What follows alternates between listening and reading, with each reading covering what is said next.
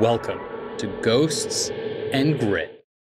All right, welcome to Ghosts and Grit. Thanks for having me, man. I've been wanting to have you on for a minute. I changed my phone number a year ago, so I guess you said I've been texting you, and I'm sorry I did not send you my new number, but here I am. It's quite all right, man. Thanks for having me. Hey, thank you. Thanks for coming out. Just want to say, I watched the Black Hawk Down documentary, or the Somalia, and it was awesome. I was really surprised about how it felt really balanced. And I thought, because I think a lot of times, I'm sure you've experienced this when you watch any kind of military historical documentary, or Black Hawk Down the movie, or even everything from Vietnam to Gulf War, everything. It's very one-sided. Like, you rarely hear the voice of the opposition. Yeah. And I thought they did a really good job making it, humanizing both sides, sure, making it feel really balanced. What was your experience like doing the documentary? I started working with one of the producers from Ridley Scott. Hit me up through social media probably 2.5 years ago. And it was really a conversation, a fact-finding, like, we're trying to put together a documentary. We want it to be different. We don't exactly know the story we're going to tell, but trying to find the right people. We don't want it to be the same old story being rehashed.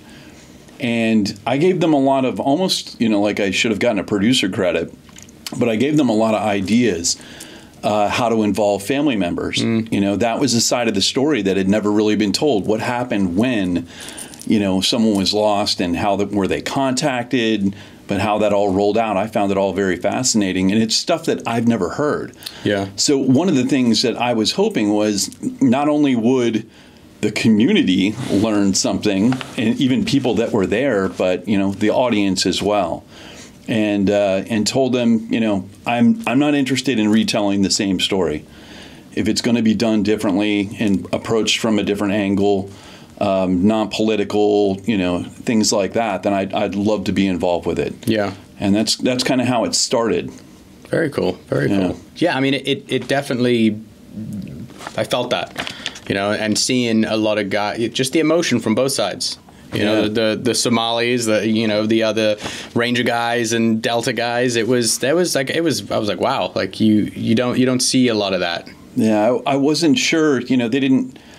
I was concerned about who else might be in it, and not from a standpoint of I don't like someone or, this person's a problem, but more so I want to make sure that it's not the same guys that have been in, 1 or 2 documentaries already that have been put out. And, we can't really tell you, exactly who's involved. And I understood that to a degree.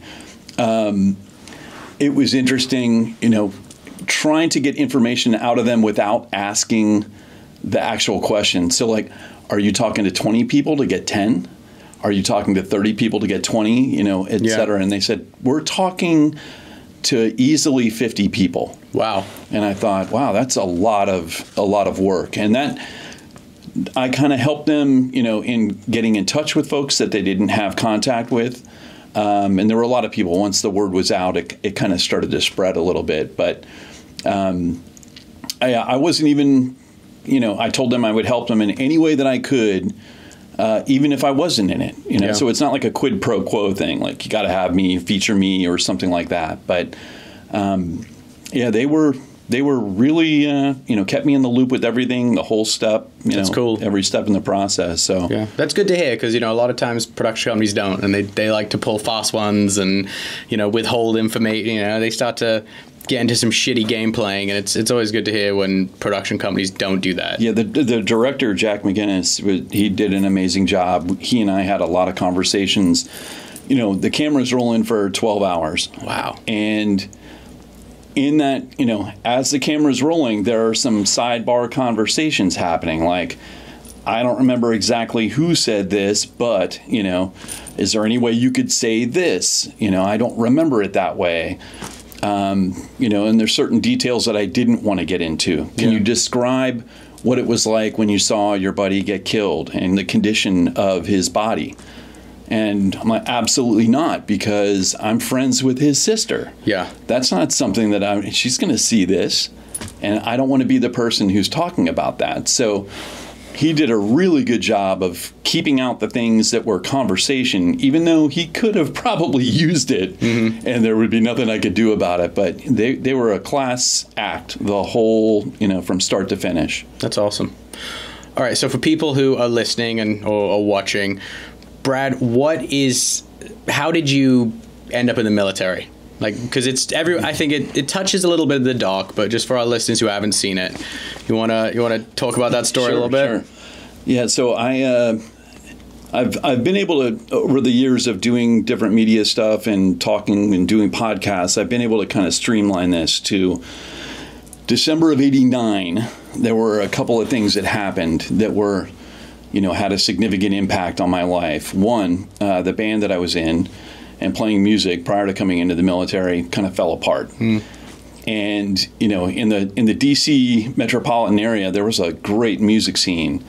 But finding a guy that could replace the guy that sang these songs, and how long is it going to take for us to find another singer? How long is it, and I just was kind of fed up with trying to make something work that just wasn't working.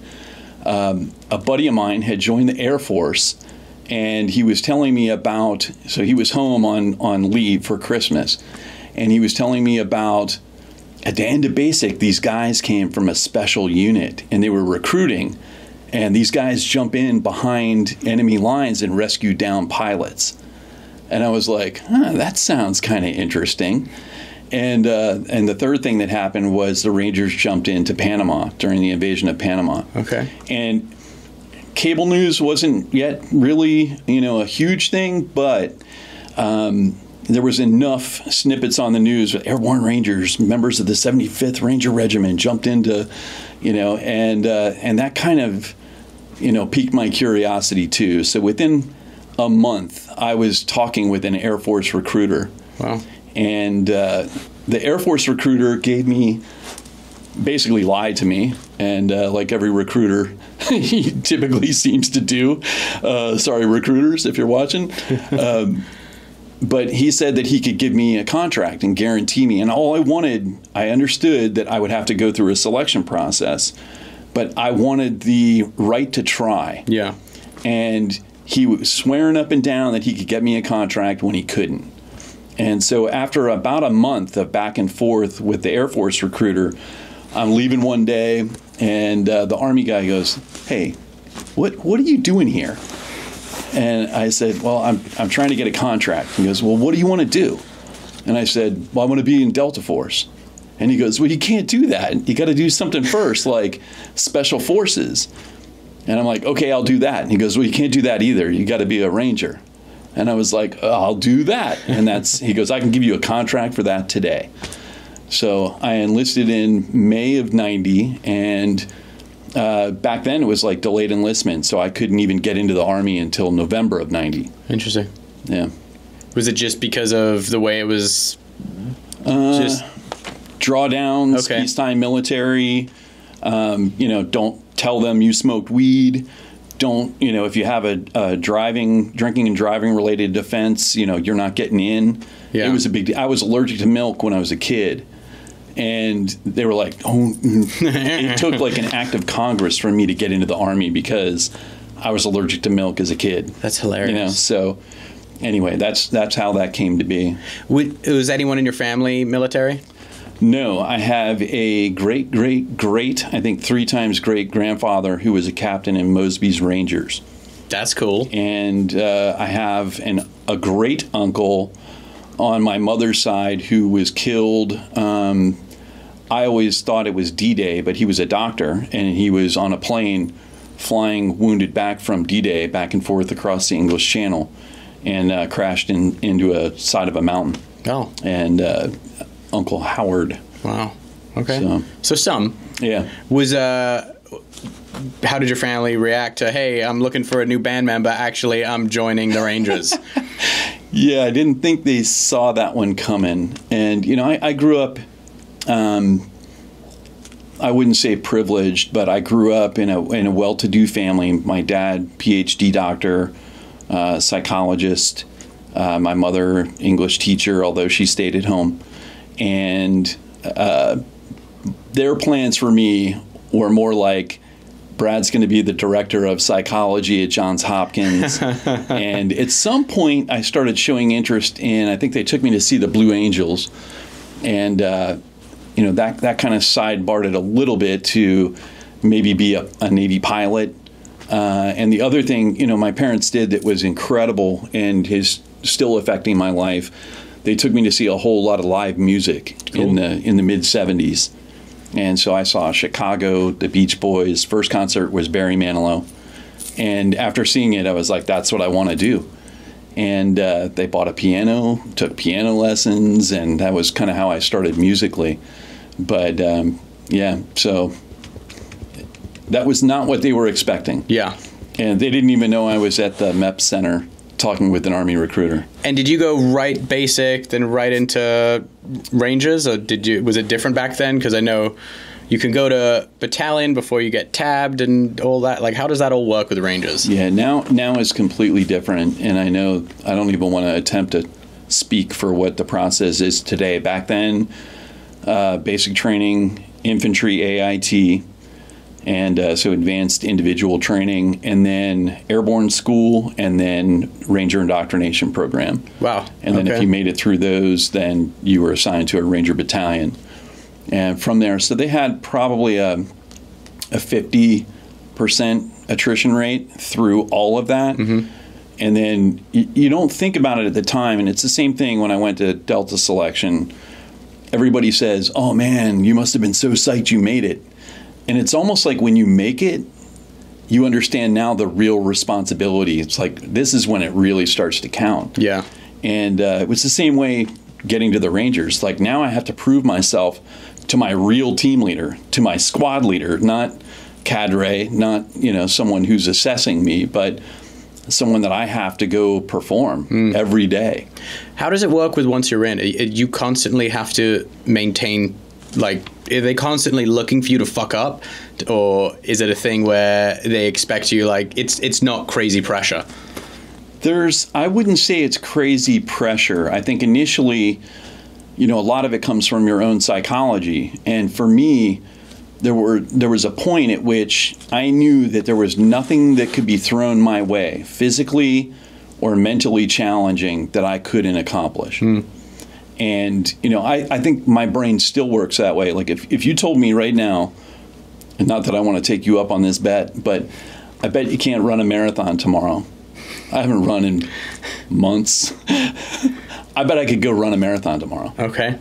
Because my brain says that I can do it. Yeah. It's not so much your body, right? It's not the physicality of it. But you have to prove yourself basically on a daily basis.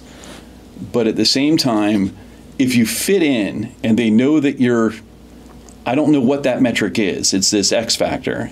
But once you're kind of in, there's more of a willingness to help you succeed. Yeah. Instead of it being, we're going to try and get rid of you because we don't like you. We don't think you fit in, or you don't, adapt in some way. So for me, it was maybe, 6 weeks and of being harassed and hazed and messed with pretty solidly, and got to the point where I was hanging on everything that I needed to hang on. And, they could see that they weren't going to make me quit. Yeah. And, they kind of let off. And I also wasn't messing things up. So if they asked me, the maximum effective range of my weapon system, I knew it. I could perform. I could do all those things. So, do you think being a musician helped you retain information? Because I know this from being, I'm not a musician, but I know musicians have a pretty good memory with stuff. I don't memorize things. Like, I have a really hard time memorizing stuff. If I know it because I'm living it, I can absolutely, retain it. Perform in that aspect. But yeah, the only thing I feel like the music thing did for me, and I don't know, it's a chicken and egg situation. is it because I'm creative that I became a musician? Or is it because I was a musician that I became creative in maybe ways of solving problems on the battlefield? Interesting. Or through tactics. Yeah. And that's one of the things that I feel is overlooked. People think special missions, special operations units, etc. They think of like a bunch of big burly commandos. And you've met folks, and most of them aren't that way. Yeah. And they don't look like Schwarzenegger or Stallone. No. And I don't know. I feel like creativity is one of the things that most people would probably be surprised if I said I knew more guitar players, artists, you name it, people that were very creative. Yeah. And that's something that I feel like is overlooked. I think the general public would be surprised to know that. Yeah. So when were you fully into your, when did you land at a Ranger Battalion? So I got there in April of 91. Okay. So from November of 90 through April of 91. And, like I said, from there, it's like there are a couple of stepping stones. So you get specialized equipment when you get to the Rangers. They have their own issue facility. And just that was kind of a task. So you're there for about a month, and then they send you to CIF, the centralized issuing facility. And you get your green jungle boots, and you get your extra sets of fatigues, and you get, Ranger equipment and things like that. So just to make it to that point, you knew it's like, okay, I'm going to CIF. Yeah. Some people didn't make it there, Yeah. So that kind of started it. And then the Ranger pipeline is a little different because to be a leader, you have to have a Ranger tab. And there's a big, does a person that has a Ranger tab, are they a Ranger? Mm-hmm. Or is it a person who serves in the Ranger regiment or a Ranger battalion, a Ranger? And in the Ranger battalion, you have to have a Ranger tab as a leader. So they start really kind of teaching you all the things that you'll need to know to go be successful in Ranger school. Okay. To earn your Ranger tab. And so you make it through all the stuff just to get in the door. Then you kind of have to physically hang, and you kind of have to prove yourself that you can go and land navigate and do all the things, basic kind of Ranger skill stuff.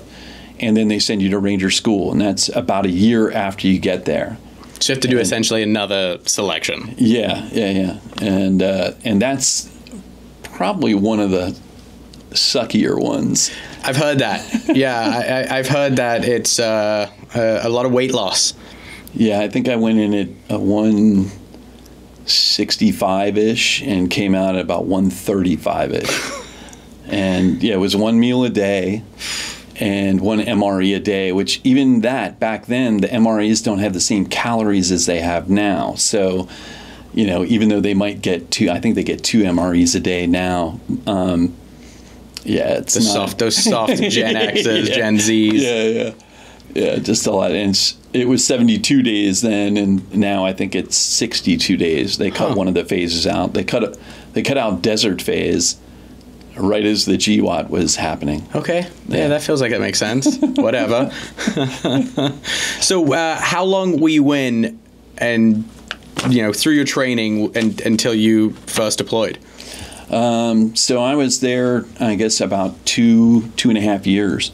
Okay. And I was at the point where I was getting ready to pin on sergeant rank. So I had been to Ranger school and was successful with that.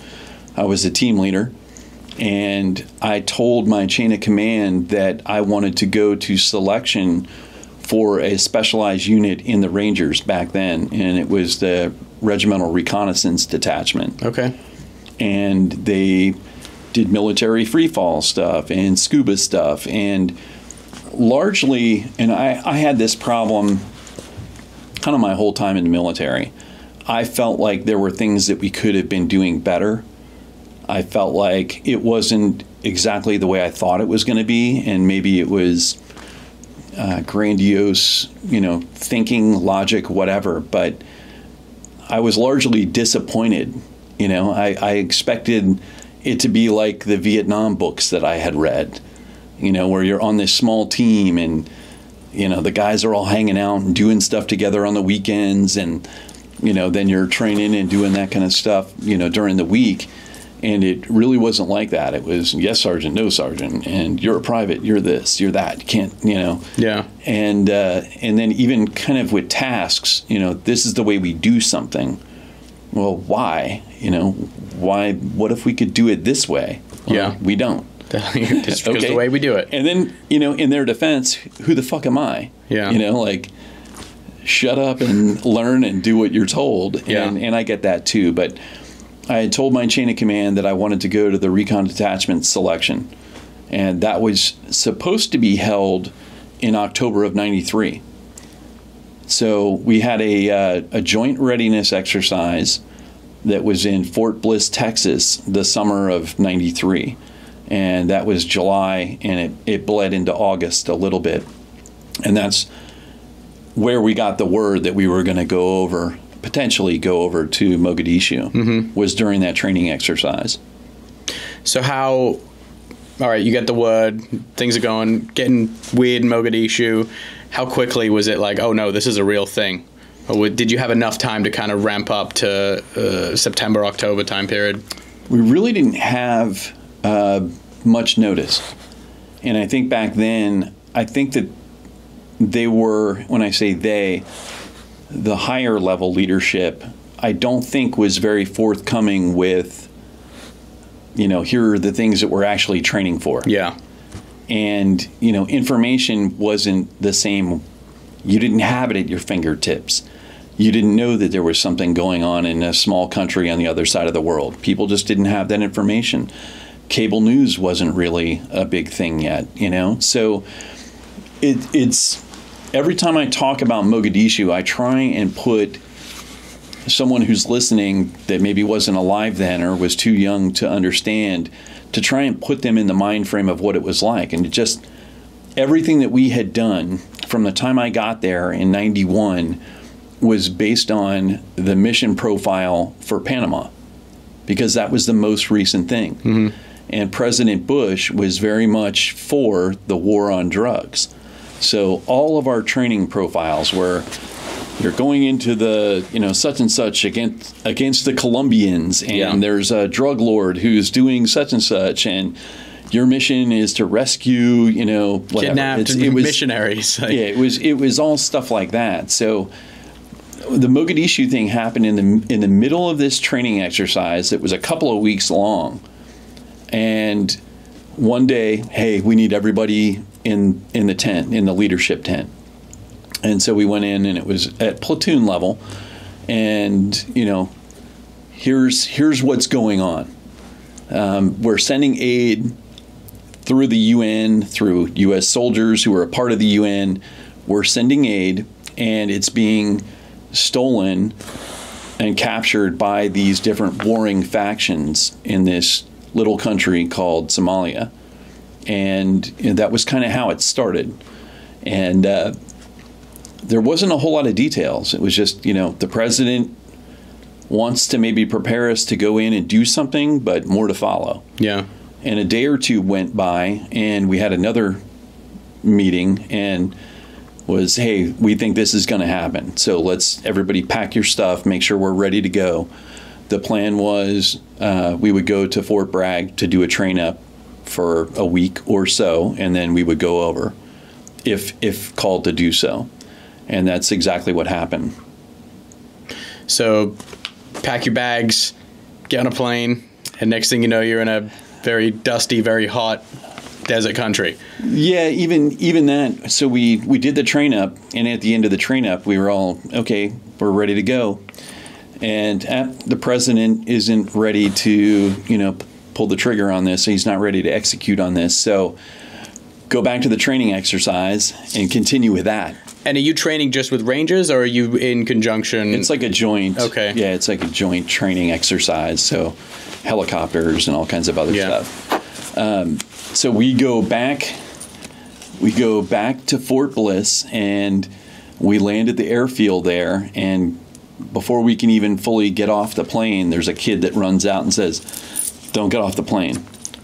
You guys are going right back to Bragg, and then you're going over." Oh, wow. Okay. So we spent a few hours sleeping on the tarmac, while they were refueling the plane, and then we got right back on the plane and flew back to Fort Bragg.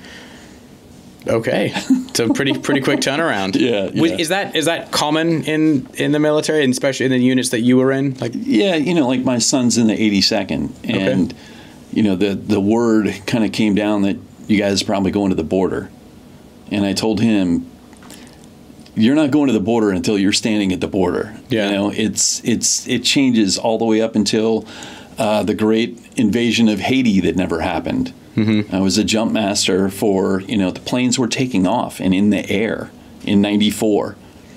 Wow. And it got called off at the last minute because Colin Powell and Jimmy Carter and one other person were down in Haiti trying to work diplomacy, mm-hmm. and it worked. And so we didn't end up doing it. So you don't, even if you think, even operations, yeah. when you're on when you're in the environment and you're out doing stuff, sometimes it gets yanked at the last second. So, I don't think that I felt like we were fully going to go until we were back at Fort Bragg and we started drawing equipment and other things that we hadn't yet gotten. Yeah. So when you first get to Somalia and you're going out on missions, how many firefights did you guys get into before the big famous, Battle of Mogadishu? Sure. We did, I believe it was 7 operations. Okay. And those were, major offensive, hitting a target, looking for one of the people that we were after. We did a lot of daily stuff. So this person needs to go to the UN compound to have a meeting with so-and-so. So we still have to convoy them through the city. Mm. And, so not like we were getting in gunfights on a daily basis or anything like that, but there was more going on than just the 7 operations. Me and another guy got grabbed by one of the squad leaders in my platoon, and there was a Somali who was on a civilian airplane on the airfield, and he was apparently on a, no-fly list, mm-hmm. not supposed to leave the country. And so me and this other kid get yanked to go pull this guy off a plane, civilian airliner, go in there with shotguns and pull this guy off a plane. So there's a lot of stuff, and it's one of the things that's kind of, obviously October 3rd and 4th and the Black Hawk Down incident, is the most recognizable thing, but it kind of overshadows, in a way, all of the other really good stuff that we were doing, yeah. and other things that happened. It's just completely forgotten about. Everybody just goes right to the money shot, to be a little critical in the dog, I did kind of think that. I was like, okay, yeah, but they weren't just, they talk about the incident where a bunch of elders got, killed in some helicopter strike in a building in the dark. And it was like, yeah, that was really bad. I was like, okay, so there's that mission, and then there's the October 3rd, 4th incident. What about all the other stuff? They weren't just hanging around until then. Yeah. I know there was like protecting food, food getting, handed out to people, and there was a lot of things. And I did think that was a little weird that they just kind of glossed over, this, like you said, the good stuff. I haven't watched the documentary yet. Okay. So. You should check it out. You might like it. Yeah. There's a screening that I'm going to in 2 weeks. Okay. And I've sort of, first I didn't want to see it at all, and then this whole screening special event got put together, and they asked me if I would come and do a Q&A afterwards. Very cool. And I was like, I probably want to watch it before then, but I don't know. Where's the screening? Really, I don't watch my own stuff. Like, I'm not going to sit here and watch what you and I do here. Yeah. I just don't do that. I kind of know what we talked about. I know what I said. I'm not worried about how I came off or came across. Sure. I'm just kind of like, what you see is what you get. There are other aspects that I don't know if I want to see. Yeah. Sure. That makes sense. I listen, I fucking hate watching anything I'm in, so I'm like, oh, that ad? Cool. I don't know, moving on. Yeah. When was your first oh shit moment while you were over there? So I think the date was September 7th. We got there, I think, about the 22nd of August. And it was our first real kind of operation. And we had gone out before that. And, you know, as we're driving out, you can see tracer rounds kind of down the road, floating above. And that was when, okay, this is for real. But we got in a pretty good gunfight on the 7th of September, and we were in a blocking position, and behind us was a stadium. And it was one of the more famous stadiums. It's not the stadium that we ended up at after the battle, but Aidid would give these speeches there, and it was, anyway. At some point, everybody was getting ready, getting pulled off target. Helicopters were exfilling folks. And we sent a squad of guys across the street to the stadium. And there was this cinder block wall. And we had like that decorative lattice work. And so these guys, there were 12 of them, got behind the wall and stuck their guns through and RPGs. But they couldn't really traverse the weapons. So they were kind of limited on where they could shoot, but they unloaded. And the amount of metal flying through the air was just absolutely insane both ways. Yeah. So they opened up and we turned around with full force and engaged them. And I was standing in the middle of the street, in between kind of where our vehicles were and the stadium. And I'm standing kind of in the middle of the street. And finally, ceasefire gets called, and we ceasefire. And two things happen. I was like, my ears aren't ringing. Like, that's weird. You know, like for the amount of volume that I just was exposed to, and my ears aren't ringing at all. And I started touching my legs and arms and looking for blood on my hands, because I was like, there's no way I'm in the middle of the street here when this amount of bullet exchange is going on, and I didn't get hit. And I didn't. And that was the moment, you know, where it was like, all right, this is really for real. We had one guy get hit very superficially. We had another guy that got hit in his helmet. We had a couple of antennas shot off of vehicles and a couple of vehicles hit, but that was it. And wow. Yeah, it was pretty miraculous that nobody got killed. No, absolutely. Was that just an insane adrenaline rush? Yeah, it took a lot to come down from that. You know, it took a lot to kind of calm down from that. At the same time, and I've talked about this a little more recently, but I felt like everything we did after that, I could feel the tension. Like when we're out there interacting with the public and kind of trying to keep them back, and other operations that we had done, it felt like it was escalating. Every time we went out, it just felt like, man, there's somebody lit the match and they're just ready to throw it on the gasoline. Yeah. That's the way it felt to me. When you're over there, and obviously we'll get to the Battle of Mogadishu, but was there any point before that you were like, oh, I could do this forever? No. Yeah, not in a war junkie kind of way. Yeah. But it wasn't necessarily really clear, and I think the decay of the country itself kind of made it feel like, I don't know if this is worth it. And I personally, I laid it out there for my country for 20 years. But that was one where I felt like, I don't know if I'd be cool with dying here in the streets. Yeah. Knowing that it really helped, made a difference, or did something like that. It really it hit me that way. Did you feel that way about any other conflicts that you've participated in?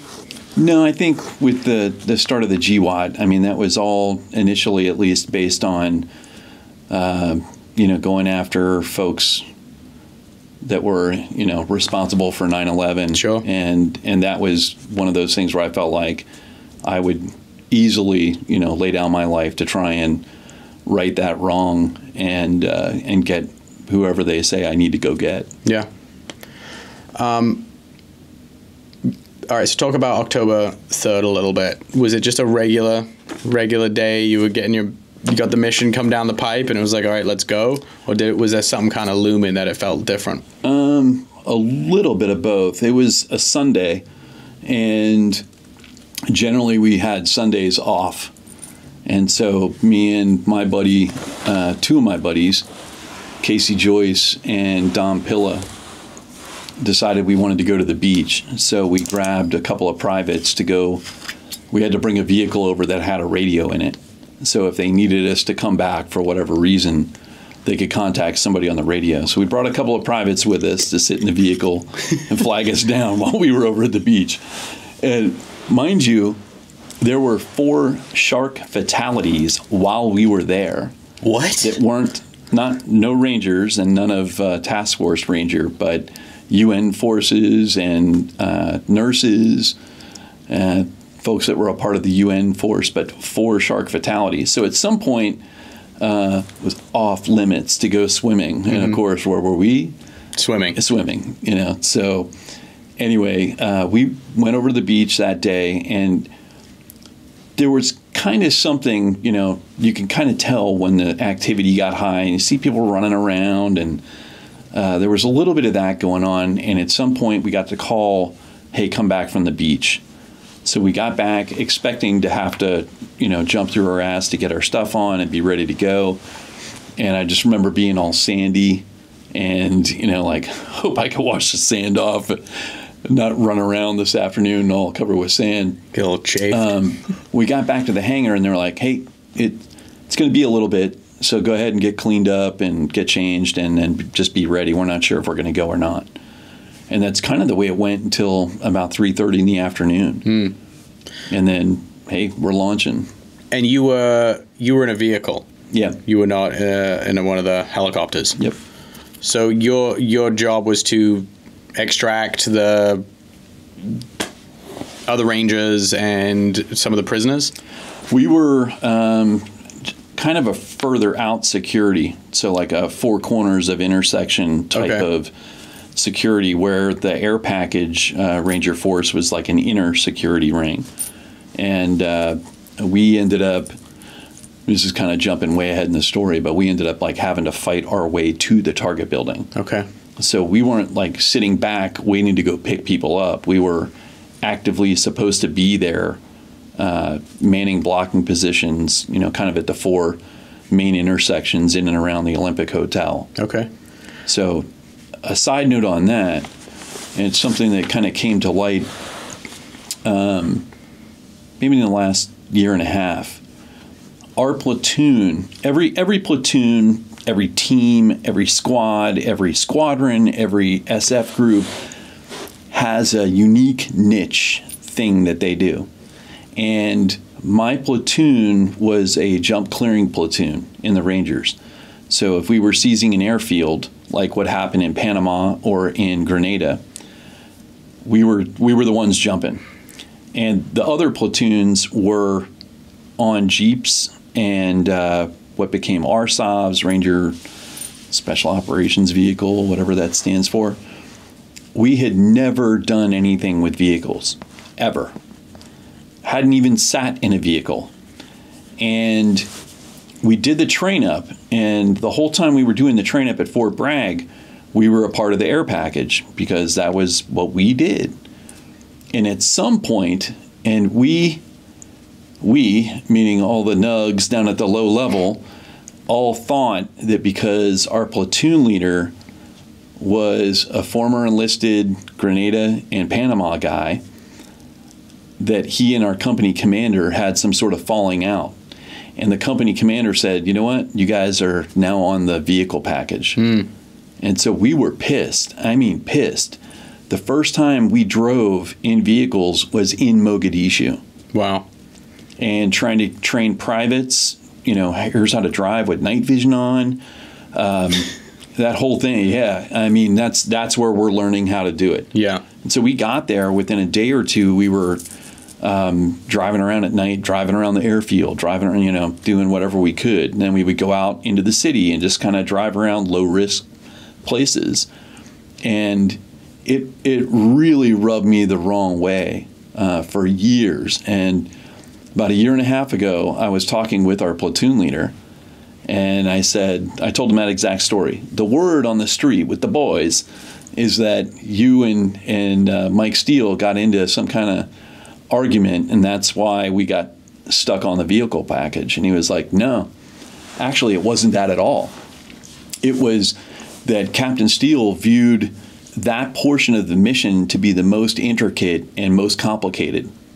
And he felt like since I had been enlisted prior and had leadership skills that maybe some young officers don't have, not that the others there didn't, but he thought that I would be better suited for that. Our platoon would be better suited for that role. And so it made me think about all the other like bad blood from Vietnam or from World War II or from whatever battle. Sure.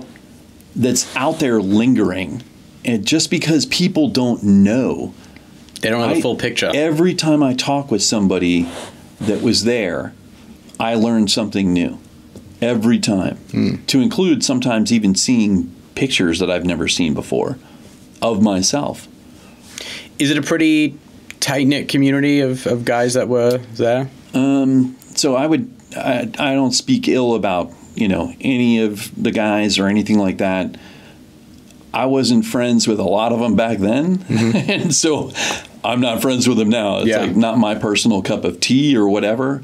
But as a community, it's pretty tight. And there's a signal thread and there's, group, cool. text threads and stuff like that. So people get information and people are kept up to date with reunions or whatever might, be happening. But yeah, I have my friends that I was friends with then, I'm still kind of friends with now. Yeah. And that's mostly who I, communicate with. But the IRS is the largest collection agency in the world. And with April 15th fast approaching, it's more aggressive than ever.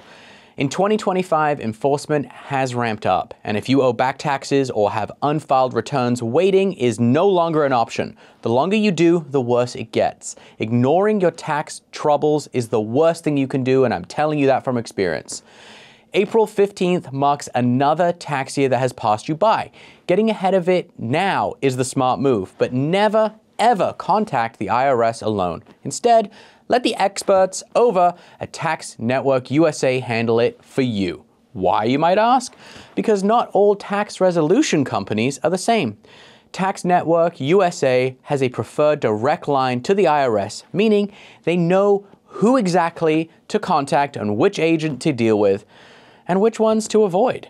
With proven strategies to settle tax problems in your favor, whether you owe $10,000 or $10 million, Tax Network USA's attorneys and negotiators have already resolved over $1 billion in tax debt.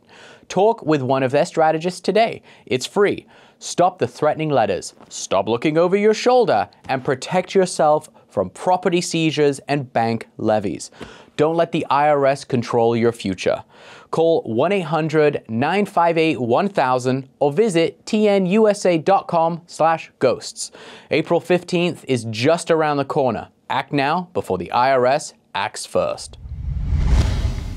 So how long were you in Ranger Battalion for? So, I had told my leadership that I was going to selection for the recon detachment.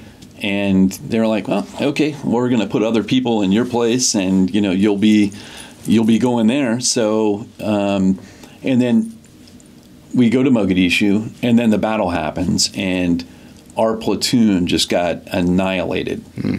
And I felt like there's no way I can leave now, even if I wanted to, which I did.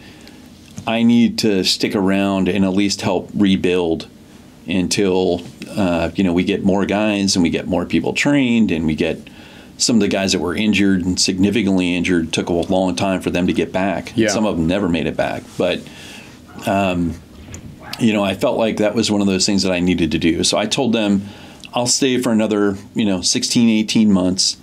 And so I went to selection for the recon detachment in April or May of 95. Okay. During sorry, I'm like the most ADD interviewer ever, so I jump around a lot. That's okay. I'll try not to answer any of the questions you ask. That's why I had equal ADD. When you were so how many guys from your platoon did get wounded or killed? We had the guys that were manning the turrets were from a different platoon, but when you added up all of the casualties, I think there were 77 Purple Hearts. Wow. And, I think there was one Ranger that was not a part of the vehicle package that was killed. Okay. And that would have been Jamie Smith, who's depicted in the movie. Everybody else was a part of the vehicle package in some way, shape, or form. Oh, wow. So it was mainly vehicle guys that got... Wow. Okay. Yeah, I mean, like I said, it spread. It spread the joy of Purple Heart all over the place. So, yeah. That was everywhere. But how long into the mission was it when things went south? Immediately. Really? Yeah. Do you think that they were waiting for it? I think that there were just a handful of things that happened that allowed them to mass, and maybe they had gotten to a point where, like I said, I felt like the tension was just rising. Every time we went out, it seemed like this is just getting more and more risky. Mm-hmm. And just from the looks of the people, everything, it just felt more tense. Yeah. So when I first got out of a vehicle on my way out to the target building, I didn't even know that we weren't at the target building. I thought we were there. And we dismount, and I started engaging dudes right away. And, while you're riding, it's very hard to see what's going on. And you could hear it and hear gunfire and hear explosions, but it wasn't like I had clear people that I could shoot. And there's also a lot of people just milling about all over the place. So it was almost like go downtown Manhattan, after work lets out and walk around in the streets in a market area. Wow, it was that busy? Yeah, it was pretty busy. And there were some areas that were quieter than others, but for the most part. So we weren't even near the target building.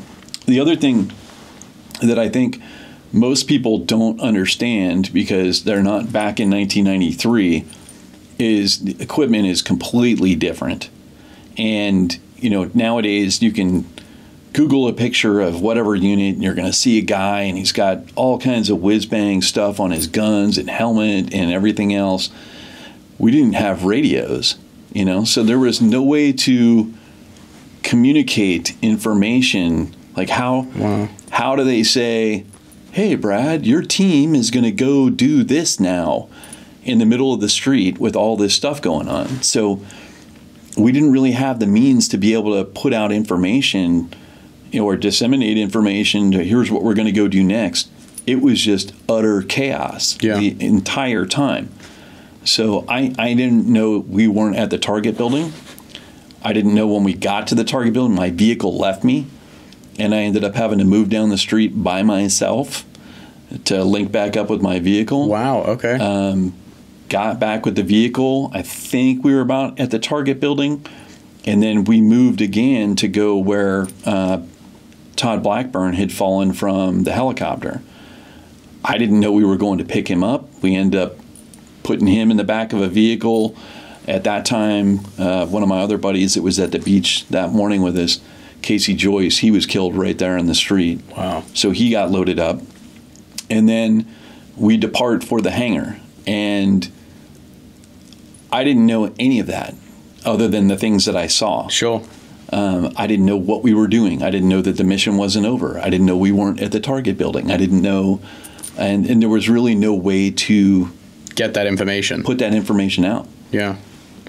That's wild. Yeah. Did you say in the documentary you said that this was the most intense battle you were a part of in your entire 20 careers.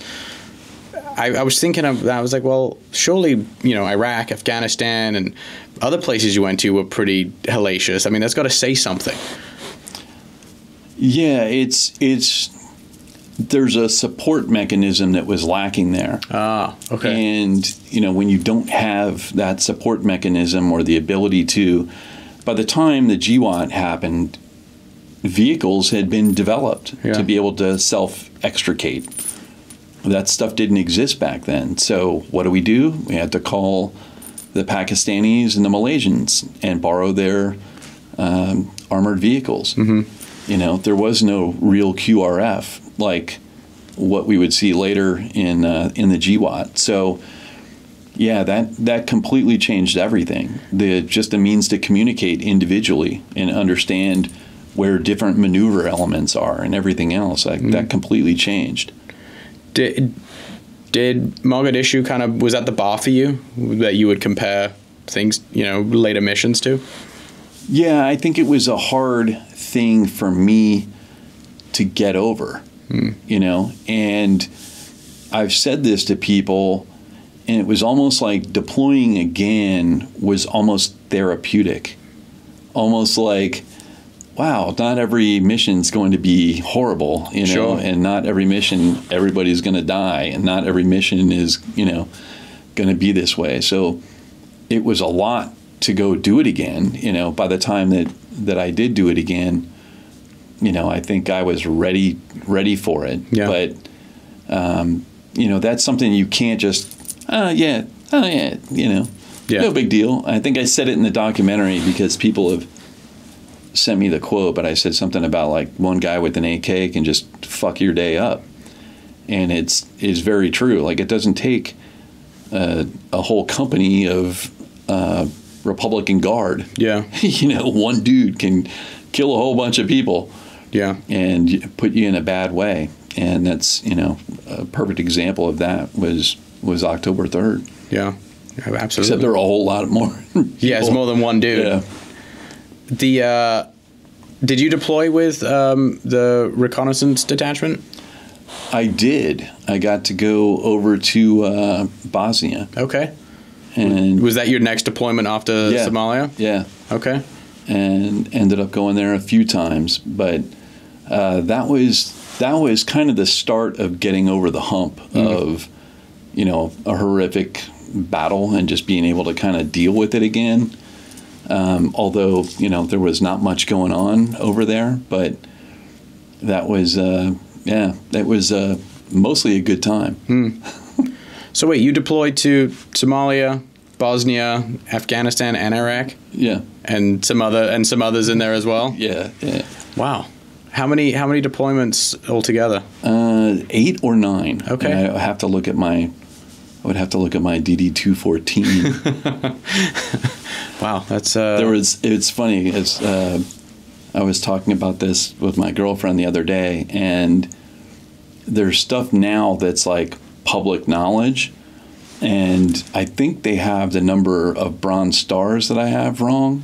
Really? But I don't know how you correct it, because I didn't say that to anyone. I don't. Sure. It's 5. Maybe I have 5. I don't even remember. I know I have at least 4, but But there may be a 5th, but don't quote me on that. Okay, yeah, you don't want to get into trouble like some other folks, folks in the community these days. So speaking of that, yeah, and I'm not like a person that calls people out for stolen valor. There's a couple things. One, I have the orders. The 3rd Ranger Battalion was awarded a Joint Meritorious Unit Award by the President. Mm-hmm. And it has the names of every single dude that was there and the dates that they were there. So a company came over to replenish us after the battle. They got there on the 6th of October. So it has I know this guy was an A Company guy because he got there on the 6th. I know this guy was whatever. The number of people that claim to be and claim to have been there is astronomical. And I almost once a week, at least once every 2 weeks, will get a call and be like, hey, can you check the orders and see if this guy's on there? Usually, there's only 100 of us sure there. And these are guys, I don't think that people understand this, but every time we jumped, which was a lot, I think I had 72 jumps just in the Rangers. Every time we jump, Thomas, they call your name and you sound off with the last 4 of your social, and then you would go move to another formation. So like you hear these names, even privates in other platoons that you don't know, like you hear the names over and over and over again. So you may not personally know the guy, but you know the hang name out with them, but you know these names. So somebody will throw me a name and I'll be like, no, I don't. I will double check because maybe he was a headquarters guy or maybe, but I don't think so. And that's kind of surprised me. The other thing I was going to mention is just kind of with some current events with folks, who are getting slammed on social media and wherever. I don't feel like, and I'm not saying this to defend anyone, I don't feel like people are actively trying to steal valor. Yeah. I feel like, oh, you were in the Army in 1993 in the Rangers? Did you go to Somalia? And they're like, and what that does, and this is the kind of shame of it, is that the dude feels ashamed to answer truthfully. Yes. And so like, oh, you were there? You must have gone to scuba school? Like, and I feel like a piece of shit if I don't say yes. So they say, and then it kind of that people pleasing ultimately. And then it's like, oh, my buddy, he was in scuba school and he did this, and and that's kind of how it starts. And it's weird. I was trying to think of another profession or another. Yeah. I was talking. Who was that? I was talking to a friend of mine who's a Green Beret. And I was like, dude, what do you think about this? About that certain individual. Don't want to put him on blast because whatever, no. But and he's like, I just don't get it, and it has to just be like a weird ego thing or an embarrassed. He was kind of saying what you were saying about just embarrassed to correct the record because he doesn't want to seem less than. Yeah, and. That, and when you look at this guy's career, it's like, what, dude, the fuck you got to lie about anything for? Yeah. It's so odd. Yeah. It's an odd thing to unravel, and I just kind of chalked it up as it's just it's ego. Yeah, all ego. The other thing is it's the glory all gets given to this one group of people. Yeah. And, it's like the whole, there's a tattoo meme that I love, and it says, like, bullets don't fly without supply. Mm-hmm. It's like a Marine who's got that tattooed on him, but it's true. It's like all the things that have to happen to get you to this point for, like, 0.1% of the entire, from planning to equipping to everything. It's like, this is literally a pinpoint on a timeline. Yeah. The actual actions on, what's going on target. But that's what gets all the glory. And, I feel like that probably plays into it to a degree too. Yeah. What do you think about the veteran culture, like the internet veteran culture? Ooh, man. Yeah. Yeah. Okay, fair enough. Enough said. I kind of don't understand it. Like, it's become a brand. Yeah. And you see, and it's almost like the same people that make fun of guys for, hey, thank me for my service and, tell me you're a veteran without being a veteran. Mm-hmm. You know what I mean? It's like, I want to make sure everybody knows that I look like a veteran so they know that I'm a veteran. Yeah, yeah. And I have always tried to be completely opposite of that. I didn't like looking like I was in the military when I was in the military. And, like me and a buddy of mine, we were in the same troop together, had a hair growing competition. And it was like, we were, relaxed grooming standards already, and it was not a big deal.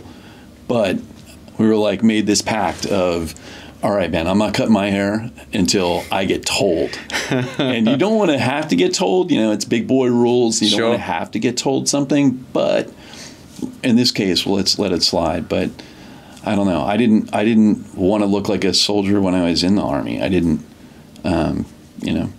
Yeah, it is. I call it the Uncle Rico syndrome. Yeah. It's like sitting around being like, I could throw a pigskin over them there mountains. Like, I could have gone to state. Yeah, could have been there. I was a state wrestler, you know. And it's a bit of like, you know, but a part of me kind of gets it, because you see it in Hollywood in its own way, where like a child actor was on like a huge show until they were like 21. And then they kind of disappeared into nothing, but they're still holding on to that, like those 4 or 5 years that they were this huge, big deal. And it's kind of the same thing. You know, these guys go in at, 18 years old. They're there till their mid-20s, and it's where they established so much of their identity, and they're just kind of holding on to it. Dickie Roberts is one of my favorite movies of all time. Yeah. Yeah, child actor, David Spade. Child actor. Oh, yeah. Love that movie. I was going to say just exactly that. It's like that's the identity. And also, too, like I don't think we were as smart about it, you know, back in the 90s, and we could still probably get a lot smarter about it. Your brain is still formulating, you know, until you're 27-ish, you know, for men, 25, 27, something like that. And so it really becomes a part of who you are in a way that you know, is a lot different than just having a profession, having whatever. And even that, people live their jobs and everything else. But, yeah, I don't... Do you think being a musician allowed you to kind of have, hey, that's my job, but this is what I identify with outside of work? Well, I always felt like I was more than just that. And I saw guys that were amazing commandos, but absolute failures in probably every other aspect of their life. And so maybe I wasn't, you know, the A++++ commando, but I think that I was pretty solid in everything else, and being a dad. Yeah. And, you know, every other aspect of my life I tried to be, you know, as good as I could be. So I don't know what the right answer is there. Yeah. You know. I mean, you kind of were just touching on it, the mental health component of the job. Did you ever have moments where you're like, I don't know if I can keep doing this? Yeah, I think that always is there, but from mental health in terms of stuff coming home with you. Yeah, I think in that way, I don't feel like I really struggled with that, and I think because I identified as more than just my job, I don't know. I didn't really have an issue with that.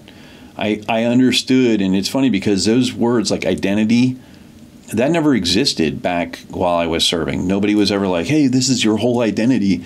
But I remember getting close to retirement and thinking, who am I now? You know, like this thing that I sacrificed all these years and went through all these selection processes, and you know, famous saying at Delta is like, selection is an ongoing process. It doesn't just end when you walk in the door and, hey, he made it. He's great. You know, that's it. You have to perform every day. And I don't know. It was that definitely crossed my mind. For me, the can I keep doing this thing was more about, am I willing to continue to do this? Is it worth it to me? Yeah. And am I okay with that? Am I okay with leaving 2 little kids fatherless, you know, if you know, something happens to me? Yeah. And at some point, you know, I feel like, and again, not getting all political or anything else, but I feel like a big part of war is business. And I think you're naive if you don't think that. I think initially we get in for the right reasons. I don't think that anything started because people were seeing dollar signs. I think that things happen for the right reason, and then you realize. So for me, I struggled with how things were being prosecuted, and felt like there were things that we could have done maybe elsewhere that would have solved the problem much quicker. Yeah. And so it got to a point where, you know, you're just going after the next guy. Well, got rid of that guy. Well, now the next guy. Pretty soon, we used to joke, but it was like dirt farmer number 8. You know, who are we after now? It's just so diluted. So the whack-a-mole kind of scenario. Yeah. How long? When did you go over to Delta from Ranger Reconnaissance? So I went to selection in the fall in '98. Okay. And made it. So, you just said numerous. How many selections have you gone through? I don't know. Okay. I don't know. I think again, it's people will say, oh wow, that must have been awesome when you made it, and like that just opens the door to understanding how much responsibility you've now been handed. Yeah. And at that point, it's like, all right, I've sacrificed a lot to get there, and the last thing I'm going to do is something I shouldn't, so that I have to leave. Yeah. Whether it's performance and I need to be fit, or whether it's something tactical, shooting or whatever it might be. I'm gonna give it my best. And how long were you in Delta? 12 years. Wow. Okay. So the bulk of your career was in the unit. And it's funny because when I think about it, and I talk about this with a couple of my other buddies who kind of did a long. I have a good buddy that we actually met. We have the same name, and we met in MEPS together. So like, we didn't know each other prior to the Army, but we got to MEPS and we were leaving the next day to go to basic training, and he and then I ended up doing like the whole thing together, and just kind of funny. But I'll totally lost where I was there. Oh, good. I was on track. Hopefully you can edit this. Squirrel. yeah. What was that? To your friend, yeah. same name. So when I look back at 20 years, what feels the longest to me was that 4.5 years, 5 years in Ranger Battalion. Oh, interesting. And what feels the longest of that 4.5 or 5 years was like first initial kind of 18 months. Huh. Do you think it's because it was so new? I think, again, it's like brain is still formulating. And I think about friends of mine, we'll talk about this as well. Like, when did you get there? I got there here. And it was like, it feels like we hung out for 3 years together. Yeah. But it was 6 months. And then he left because he got a DUI. And then this, it's like whatever. But it's crazy how long that portion of it feels. Yeah. And I don't know what the science behind that is. Don't know what causes that, but it feels like it was a significant portion. Did you? I'm assuming being over the unit was what you enjoyed the most. No. Oh. No, actually, I will say, my time. That initial time in the Rangers, when I kind of like, I'm looking up to all these guys. They were my heroes, guys that had jumped into Panama and things like that, and just aspiring to be like them and be as good as them. That was incredibly, rewarding to kind of prove to myself that I could be there and hang, amongst giants kind of thing. Yeah. And then the recon detachment was hands down my favorite. Really? Yeah, my favorite portion of it. What can you talk about? What about it you enjoyed the most? It was, big boy rules. So even though there might be an E5, an E7, and E6 on a team together, it was, hey Jeff, hey Bill, hey Ted, whatever. It wasn't, Roger that, Sergeant, kind of the Army game. And it was really about big boy rules. And, if you need to get a haircut, get a haircut. If you need to do extra of something to be more proficient, then it's on you to do it. And so it was that kind of first and only place where I felt like that thing that I thought in my brain that I would be doing when I was in a elite unit. Yeah. You don't really hear much about reconnaissance detachment. Yeah. Is that on purpose, or is it just so small it's just not really talked about? It's small, but I don't even know what they do now. Yeah. I don't. Interesting. I mean, what we did then is probably light years different from what they do now. Yeah. But it was more that we did it all ourselves. So hey, we need to lay on a water trip. Hey, Brad, you're an E6. I'm an E6. Hey, lay on the whole waterborne trip for 2 weeks down at, whatever base and figure out all the things that we need to be proficient at. And, I coordinate all of that. And, cool. it was kind of everything. So other places it's done for you, so you can just focus on the one thing that you need to be good at. Yeah.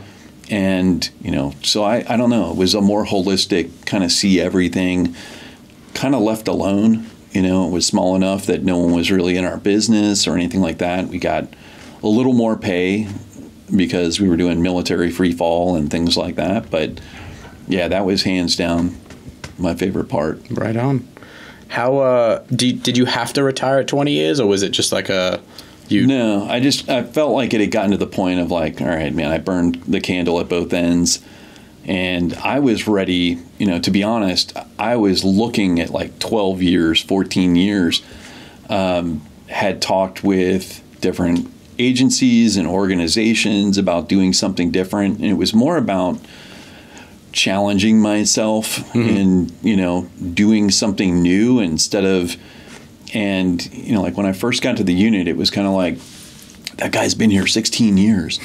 Like, holy shit. And then I kind of got to a point, and this isn't to put anybody down, but it was almost like he's comfortable. Like he's finally comfortable. Yeah.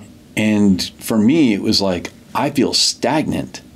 I feel trapped. I feel like I've got nowhere else to go. Like I'm at the tip of the iceberg, but I don't know what else I can do to challenge myself in a different way. Yeah. So that was my big struggle, but that started about 12 years in. Interesting. When you left, was it a shot where you like, what the? And I know you kind of touched on it, but it was like, what the fuck do I do now? Or did you have a pretty seamless transition? I had a very seamless transition. Yeah, I didn't plan it. It just kind of happened. Yeah. And, was fortunate to have done a little bit of R&D type of stuff and work with a whole bunch of different folks and, at least had enough of a reputation where I got a lot of job offers from different companies. Cool. And that was pre anybody from the veteran community working with companies that provide, gear, apparel, equipment, weapons, whatever. And it just kind of fell into my lap. Nice. Yeah, because I think I met you, right when you right just got out, because it was 2000 and... It was like 2011. I believe. 2011. Yeah. Yeah, in Vegas. We met there, and then I was out here for something. Yeah. I was trying to remember that, and she and I were talking, and I was like, I think that was like 2011, and then came out like that summer, maybe. Yeah, yeah. So you've been working for a company, the same company since. Yeah. We don't have to name it, but what kind of you mentioned early on that you kind of have this creative streak. Do you think that that's like this is the blend where you have your military career spliced with some creativity? I've done a lot of thinking about how what that factor is, and I can't figure it out. So there's something, I'll see a problem, I'll see a shortfall. And, military, there's doctrine that says if you can't do X, Y, or Z, it's either training or it's something money, you can throw money at a problem, or it's a widget, it's a thing. And I guess my brain just kind of works in a way where it's like I understand enough about how industry works.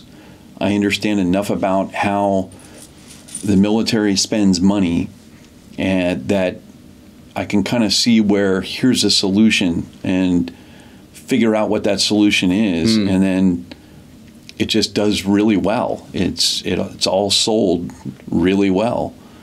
So I don't know what that is. It's not even that. Because I ran around wearing the gear that now I know how to design it. You know, and that's what makes me good at that. I think there's something that I see that can figure out, and a lot of it's based on how textiles are used, manufactured. Well, you can't do that. You'd have to do this, or I don't know. I don't know what that is. I've yet to been able to kind of figure it out. Well, it's funny. It's what you're describing. It's kind of being a producer. Yeah. It's like, hey, I have this goal I want to accomplish. How am I going to accomplish it? Is it through getting people to do what I want them to do, or is it figuring out I need to invent this to get it done? Sure. It's very similar skill set. Yeah. And even with the music stuff, I mean, we got to talk about that. I write the music, but the last we're getting ready to release a new EP next Friday, actually. Oh, nice! Congrats. And but the last album and this EP, basically, I produced them, Mm-hmm. and I'm not taking credit away from other folks. There were other folks that definitely helped, but I enjoyed that as much as I enjoy writing the song, and I enjoy that as much as I performing the song. You know, it's kind of everything. So I love the whole process. Did you continue to play music through your entire military career? So when I joined, I had a bunch of stuff, and basically that all got sold off. And about a year and a half went by, maybe less. That's one of those like time warp. You know, like COVID, like screwed up all our time, references. And the same thing. It was like pre-military and then military. There was like a time warp that happened. But I think it was only about a year, if that long, and ended up going out and buying some more stuff. And then was in the barracks, and people were like, geez, he can actually play. And what happened, I had some buddies, and nobody had ever seen me play.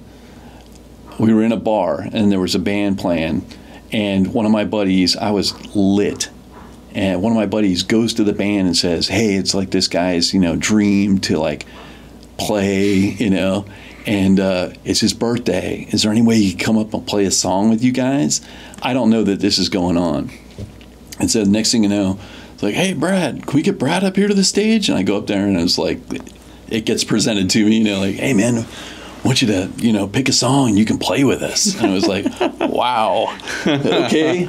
So anyway, we picked a song, and when it was over, people were like shaking my hand, and like it was a pretty cool moment. But what song did you play? Rock and Roll by Led Zeppelin. Okay.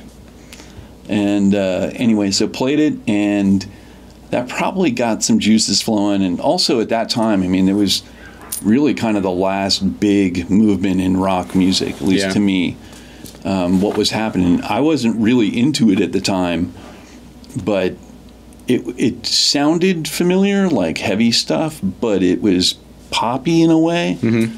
And it really had an impact on me musically, more so than what I thought at the time. But nice. What's your what do you listen to now?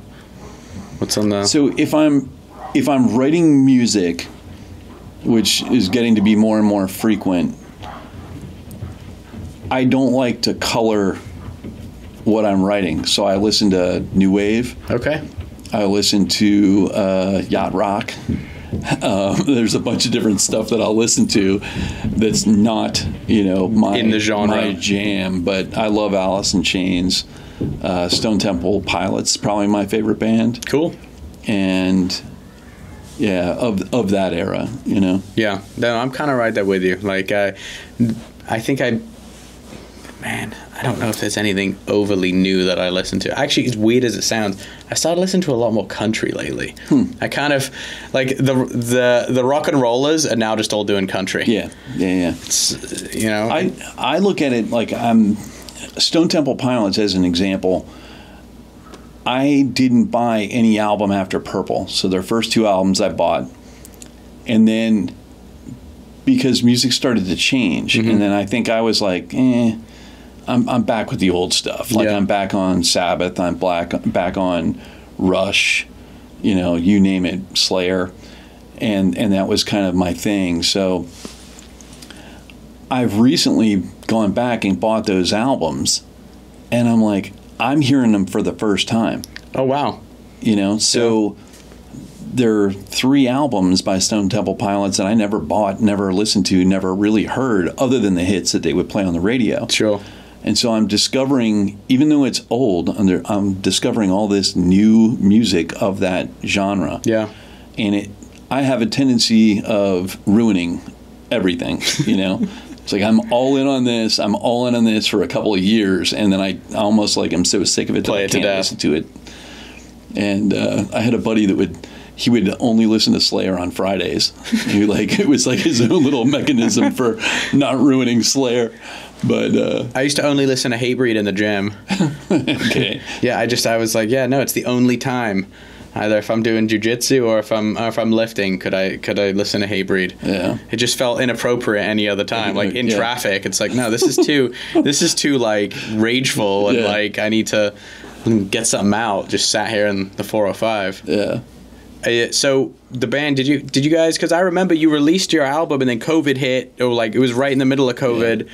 Have you guys toured? Are you guys gonna tour? No, there's no real desire to tour. We've been given a few offers, and it's, I don't know, like nobody wants to go play in front of 17 people on a Thursday night. Sure. And just do that night after night. And if it was something, it's not lucrative. Music is not the same way it used to be in terms of how lucrative it is. And if you're at this level, sure. Yeah. But for independent folks, and we've had label talks and conversations, and it's like, even that, like, I'm just going to give you a cut of something. Like, you're not fronting me anything. Yeah. It doesn't work the same way as it used to. And, A&Rs aren't out there the way they were. There's no real music scene. There is not. You could go down to Sunset or wherever and, at a different time, a different decade, and it was wall-to-wall live music. Yeah. And just about every major city was like that, had a section where, you could see that. And I don't know. I don't know what's better. I love the social aspect of discovering music. Back in the 80s, me and my buddies would go out to one of the record stores, and, some of them were a little older than me, so they'd be picking different stuff out. We'd all comb through records. We'd end up back at dude's house, have a couple beers, and, like, have to listen to everything that everybody bought. Mm-hmm. And all of a sudden it was like this social discovery, and even going and seeing bands, it was a very social, hearing a band for the first time, and you're like, dude, I'm going, we got to go and buy this album. Yeah. Yeah, I miss that. I miss that social, like, hey, like, what are you guys listening to? Or just asking the guy at the record store, like, hey, what good albums came in this week? Or like, what do you recommend? Yeah. And I miss buying, and I saw a funny meme. It was like a guy crying, and went to the record store, spent $16 on an album to find that every track on it sucks bar one that you hear on the radio, and the guy's just crying.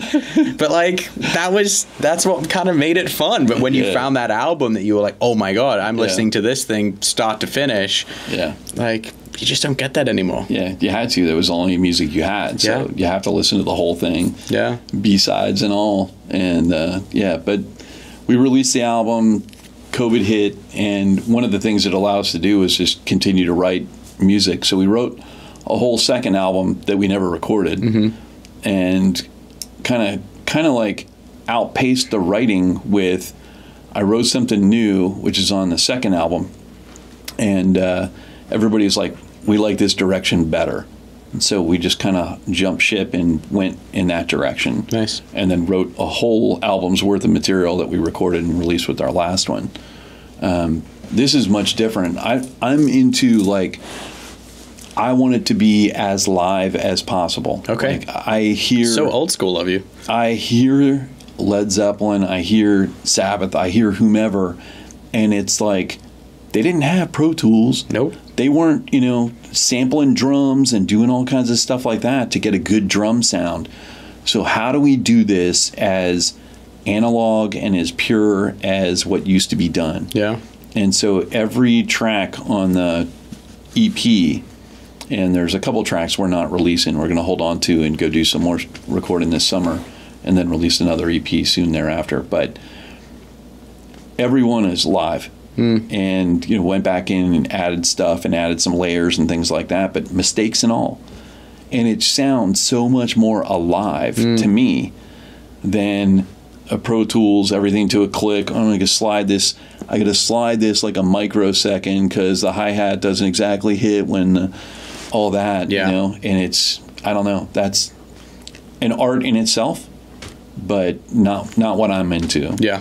Yeah, it is funny. I was having this conversation with my dad recently, and he was just like, I can't believe what we used to do with just an 8-track. He's like, now it's like you go downstairs and there's a big old, little recording studio over there, and these super high power computers and infinite amount of tracks and samples, and he's like, it's just not the same. Yeah, and that's the reason why the greats are the greats is because it was real. Yeah. You couldn't fake it. Yeah. It's all the other. So we're going to go do. One of my bandmates got a little bit timid when we went into the studio this time, and rightfully so. He was worried that the plan that we had wasn't going to work, and that we would end up with kind of nothing at the end. So we did it a little safer, and we didn't have all the equipment in the same room. But I wanted to bleed over from my guitar amp in vocalist microphone and in the snare microphone and in the room mic and in all of that stuff. Like, that's something that's missing from all the music today. It's like the imperfections and layers of stuff that you can hear on an old record, but you just don't hear today. So I don't know. That's been a lot of fun to get into. Yeah. But I think it's such an amazing like the fact that you have that. After the career that you've had, you've got this passion that isn't military, that isn't your job, that it's this outside hobby, and part career. It's great. It's a good thing to see. That was the thing. I started it with a buddy of mine, Jason Everman, who was in Nirvana and Soundgarden prior to joining the Army. And he joined the Army because of what he saw happen in Mogadishu. Oh, interesting. So it was kind of cool that it happened that way. And because I was a guitar player, and about, at that point in time, like, people knew I played guitar, and I was playing in the barracks and whatnot. As soon as he hit 2nd Ranger Battalion, it spread like wildfire. Like, there's this guy that was in Nirvana that's in 2nd Bat. And like, yeah, sure, right. Like, prove it. There's no internet back then or anything else. But anyway, so he and I met years later. It took a while. We didn't serve in the same Ranger Battalion, so we didn't cross paths. But we met years later and hit it off, and, had a great friendship for a number of years. And I was trying to figure out something to do with music, and somehow to, like, contribute and give back to the community, also to feel like a sense of purpose. Like, it's easy to say, hey, company X, give us money to, give to the veterans that are in need, or this program that's helping people or whatever. But I wanted to do something personally. And so I approached Jason and said, what if we do some kind of music thing, and we take the royalties and we give those to charitable organizations that help veterans and first responders? And that's how it started. Nice. So I started an Instagram page, and that started to kind of grow. What's the page? Silence and Light. Okay. Official, Brad Thomas official, whatever, they'll find it. Well, I started that, and this is back in 2018, 2019. And next thing I knew, I'm getting hit up by who's now our bass player, and he says, I don't know what you got going on, man, but I want to be a part of it. And I'm like, well, what's your deal? And he goes, well, I'm just getting out of MARSOC, and I play the bass. And okay, let's meet up. Where are you? I'm in Raleigh. Let's hang out. Yeah. And so I came down and met him, and we joke that that's when he learned how to play the bass, because he was just like, kidding it. But anyway, it just grew organically. And the next thing that happened was multi-Grammy award-winning producer Josh Goodwin hit me up and former Marine, and he said, you know, hey, I don't know what you're looking to do, but if you need help, let me know. And I was like, who's this Yahoo? And Google, and I'm like, holy crap. You're like, oh, okay. Wow. And, you know, he names artists that I've never heard of, and then I'll search, and it's like, oh, 277 million followers? Oh, okay. Yeah, I guess, that person. I guess that's kind of a big deal. Anyway, I got him on the hook somehow to produce our first record. And so we came out to L.A., old school style. He got us a studio. We still had to pay for everything. But anyway, released music. It streams in the millions, which is kind of, you know, great. Pretty humbling. But that's still not very lucrative. So anyway, we take 100% of our music royalties and contribute those to charitable organizations that help veterans and first responders. It's awesome. What's some of the organizations that you guys... So my personal favorite, the initial vision of the band was like each band guy would have his own charity, and then we would give it to whichever. And then that turned into, I started doing all the media stuff. And so I can't remember 5 organizations, so I would just talk about the one that was near and dear to me. It's called Warrior's Heart. Sure. Yeah, I know about Warrior Heart. They're fantastic. Stood up by a former unit buddy of mine, Tom Spooner. Yeah. And one of the things that I love was, you know, PTSD usually is a big ball of stuff. It's not just trauma from battle or trauma from whatever. It's addiction. It's a whole lot of other stuff. So they get people clean, and then they use art as a form of therapy. And I love that. I love that they may have a music program, they may sculpt, they may weld, but it's all based on like art as a form of therapy. Sure. And so that's where a large portion of our proceeds go to. Nice. Yeah. No, I actually got put in touch with Tom a few years back, and yeah, we would check in every so often. I think it's awesome. Yeah. His organization and the treatment center, they do really, really fantastic work. And what I really has always kind of stuck out to me about their program is their take on trauma. Like, as you just said, it's not just one thing, and you know, I think it's great. Really awesome work. Yeah, there's another one, and they've recently helped me, Hunter 7 Foundation. I've not heard that. So Hunter 7 helps pay for full body scans, and they do blood screenings that are like second to none. Okay. So they sent me in September up to Bethesda, Maryland, and I went and hung out with my folks for the night, but then got scanned the next day, and I was convinced that my scan was going to light up like a Christmas tree. Yeah. With who knows what in it. And anyway, found out that I had 2 broken vertebrae in my back. Wow. And stuff that happened, you know, long ago, but didn't know it. They found something on my pancreas that then they were able to go in with blood tests and liver function tests and pancreatic tests and everything else to kind of determine that it's not something, but it was small enough they couldn't determine the composition, so they wanted to kind of second. So they came around at SHOT Show in Vegas, and I think she told me they screened maybe 100 people. Yeah. And the amount of incidents is absolutely staggering. So the number of guys and gals that have brought something home carcinogenic of some sort that's causing problems. So that's another one that I'm looking to probably start contributing to. But if anything, I feel like more so than money, what I'm trying to do is like bring attention to something. Sure. So if people type in Hunter 7, you'll find it. That's really cool. Yeah. Is it mainly for veterans and first responders? Just veterans only. First responders. Okay. Very cool. Well, awesome. Brad, thank you so much for your time. We've gone nearly 2 hours, so I don't want to keep you too much longer. But I don't want to bore everybody too much longer. No, this is great. This is awesome. No, thanks for having me, dude. Yeah, and one more time, where can folks find you? Brad Thomas Official on Instagram.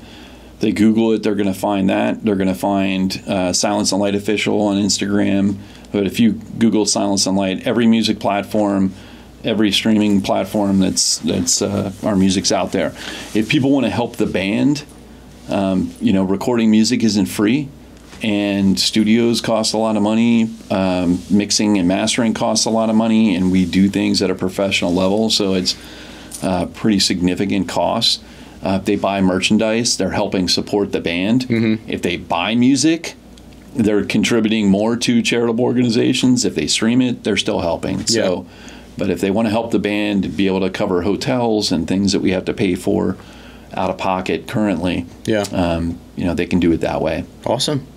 Well, good shit. Thank you so much, Brad. Yeah, dude, thank you. All right, yeah.